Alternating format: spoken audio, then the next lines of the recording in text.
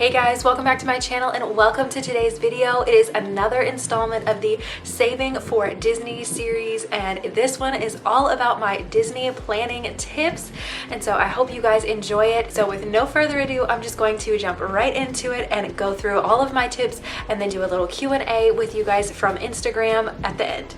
So here are my booking tips. If you are staying at Disney, never pay rack rate. I know for some people that may be super simple, but if you're new to Disney trip planning and you have never done it before and you're wanting to do it yourself and you don't want to go through a travel agent, then you may not know that. You don't have to pay rack rate for it. There are discounts all the time ranging from about 10% up to as much as 35%. Now that depends on what category of hotel that you are staying in. They have everything on Disney property from value level all the way up to deluxe villas, which is a DVC or Disney Vacation Club style thing. So it's almost like having your own mini apartment at Disney World while you're there. So depending on what level will depend on what tier of discount you fall into. So check into all of that, but never pay rack rate.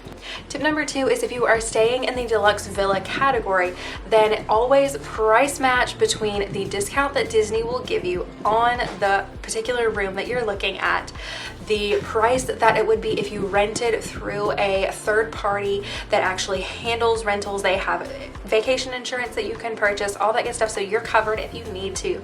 I will have some of ours that we've used linked down in the description box, so you can kind of check those out. Or you can do what we do, and I have used this and it's worked out for us. Knock on wood, you do not get travel insurance or anything like that with it, so it's just between you and the seller.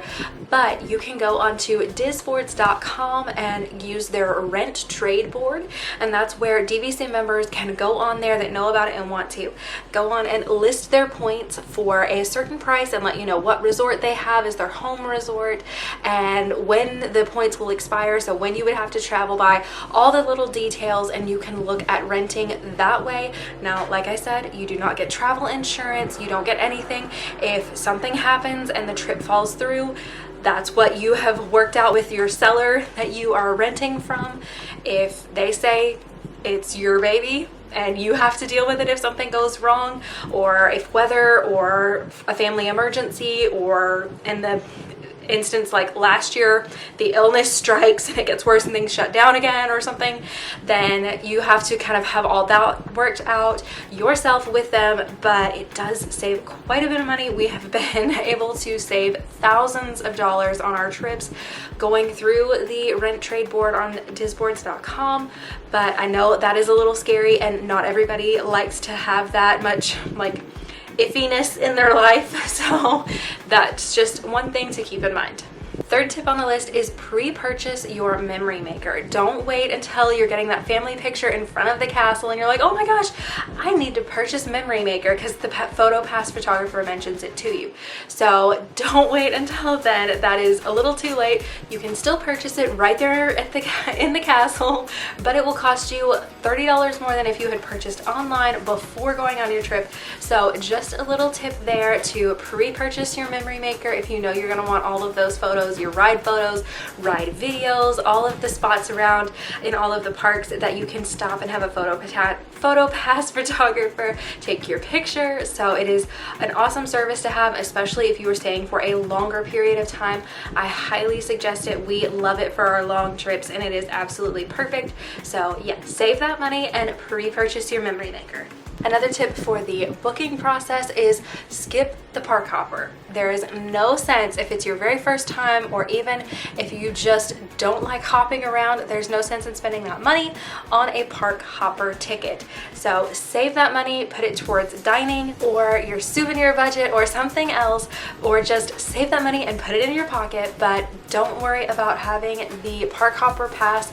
If you're going to spend all day at Magic Kingdom, it doesn't matter if you have it or not. So don't worry about that and save that money instead. And my last tip for booking the trip is if you cannot afford to stay on property, if your budget doesn't allow it, then staying off property and going to Disney is better than not going to Disney at all. So save that money if you need to and stay off property. You can look through Priceline, Expedia. There's all kinds of different websites, and lots of places, lots of hotels and resorts are giving discounts right now. So price shop and see what you can find out there and what fits you and your family the best, and save that money and go on that Disney vacation. All right, I have out my handy dandy phone here. Gosh, I sound like Blue's Clues. I have a toddler, you guys, okay? But I am going to be answering your questions that you sent in over on Instagram. I told you that I would be filming this video, and so some of you were able to submit questions before then. So I'm going to just jump right into answering those. Okay, so Kelly asked, what are the best hotels outside of Disney?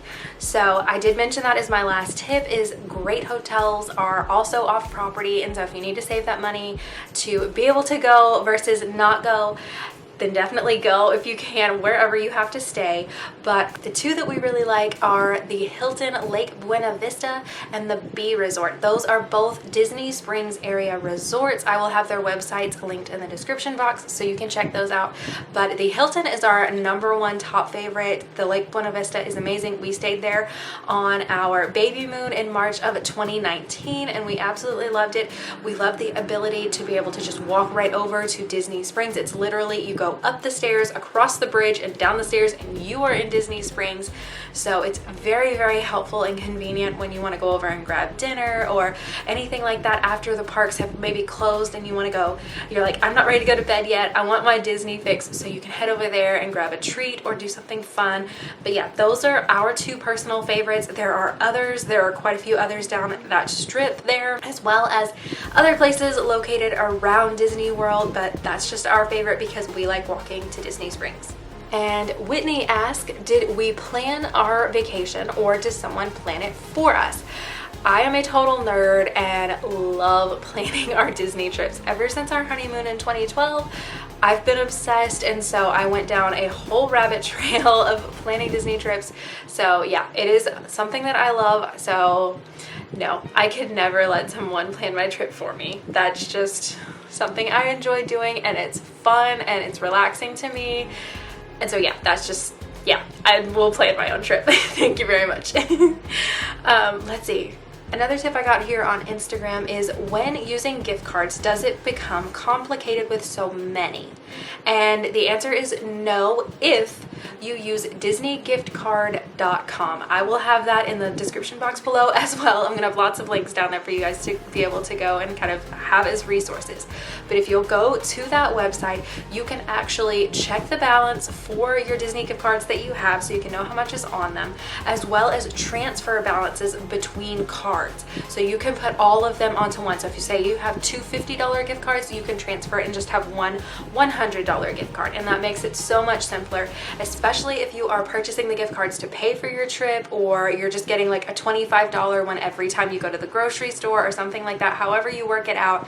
If you have a bunch of little ones, you can put them all together and have them. That way, if you're purchasing your stay, your tickets, or just wanting to have them on one single card, so you're not like which one has money left on it and which one doesn't, or throwing away the wrong card, because heaven forbid, that would be terrible to throw away a gift card with money on it, especially a lot of money for a trip. So yeah, it doesn't get complicated if you use that website. Kelsey asked over on Instagram, how do you save/budget for your trips?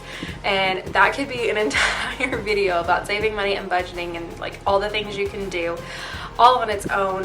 But just to kind of have a shorter version that's like condensed here, we stick to a hardcore budget when we're going to Disney. We like to set a budget no matter what we're doing, whether we are planning a trip or we're not.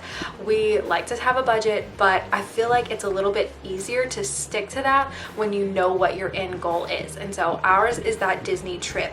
When I'm planning, I like to have, okay, this is how much we're gonna need for our resort, this is how much we're gonna need for food, this is how much we're gonna need for souvenirs, like this is what we want to spend or are willing to spend on souvenirs. And so have those kind of made out and I will make a little chart or something and be able to kind of tick it off each time we hit a certain dollar amount. Or I've even seen like spreadsheets, and people will do them online, or like coloring sheets of like, okay, this is Mickey, and once I get to like this far, it's like I've saved $100, I've saved $200, $300, and then they like color it in and color in the Mickey as they go. So many ways you can do that, but yeah, sticking to a budget helps us so much. When we know we're going to be doing that, we will limit like going out to eat, because we know we want to be able to go and have our Disney treats and all of that stuff. So we're like, okay, we're going to sacrifice and be able to shrink our food budget to be able to go and spend our food on our fun food at Disney. So that kind of thing we'll do. Anything on sale, I try to shop like and just save as much money as possible. There's just so many things I could get into, but just save all the money. And then the last question I got was not planning related, she said, but did you take anything with you packing wise that you could have left home? And so that's actually going to be my next video. So plug for that, but it is going to be 8 things that you don't need to pack on your Disney vacation. So I'll be sharing those, and right now it's 8, but if it's more, we'll see. I may come up with more before I film that video, but yeah. And that's gonna do it for the question and answer portion of the video. Now we're gonna talk about planning your Disney trip and all my tips for that. When you are paying for that trip, after you've booked it and you're having to pay for the trip, if you book through Disney, then you don't have to have all the money up front. You only have to have $200 down, and then you can pay on the rest of it up until, I forget, it's either 30 or 60 days before your check-in date. So as you're doing that, I highly suggest buying discounted Disney gift cards. If you're purchasing your resort through Disney, your tickets, memory maker, whatever it is that you're doing, buy discounted gift cards for that. It can save quite a bit of money. It all adds up eventually, and so it's a really great way to do that. I actually have an entire video, if you want to get really nerdy with me, that I will link at the very end of this one, so you can pop back and watch it. I get super nerdy, so hold on tight, but I will break down all the things and all the different ways and places that I know of that you can buy gift cards and how much you save at each place. So I will have that linked at the end of the video. Another question I get asked a lot is outfit planning, and how do you save money on that, because it can get excessive. Like when you're going on Etsy and you're seeing all these cute Disney shirts and they are $30 a piece, or a sweatshirt is $50 a piece, and you're like, I like all those, but I can't spend $30 per person and do all this, especially once you have a family. As a single person, it's a little different, or even a married couple, it's a little different, but once everybody starts piling on, then when you have a family of 4 or more or something, then it does get a little pricey to buy everybody those cute little matching t-shirts. But our personal favorite is, I like to find our Disney things and we'll kind of theme our outfits instead of just precisely family matching and things.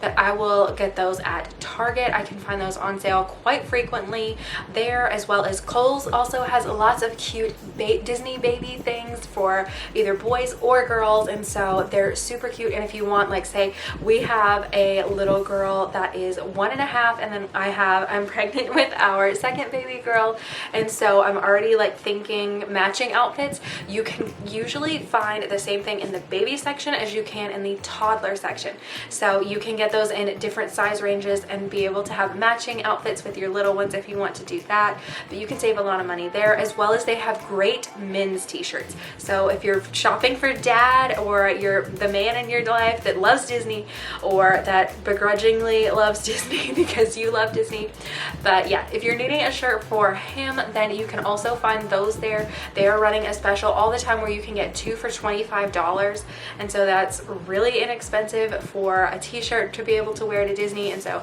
saves a lot of money there. I've also seen Walmart have great men's t-shirts for Disney, and so highly suggest that. And for my ladies, I highly recommend Jane.com. I will have it linked in the description box below, so you can click on it and check it out.